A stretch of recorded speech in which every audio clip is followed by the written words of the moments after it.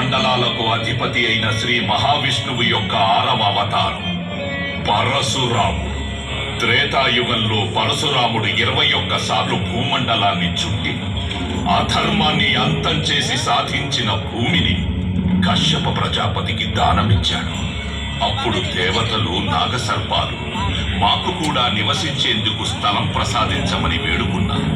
దాంతో పరశురాముడు తనకు పరమశివుడే ప్రసాదించిన గండ్రగొడ్డలిని మహాసాగరంలోకి విసిరాడు.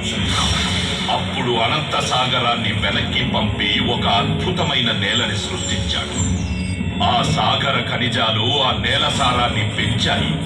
విశ్వంలో ఎక్కడా దొరకని అరుదైన ఔషధ విలువలున్న ఆ మొక్కలు ఆ అరణ్యంలో ఉద్భవించాయి.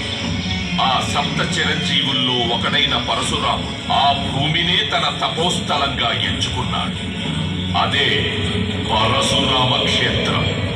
ఆ క్షేత్రం చూసిన మరో అద్భుతం స్వయంభుగా వెలసిన పరమేశ్వరుడి మహిమాన్వితమైన ఆలయం.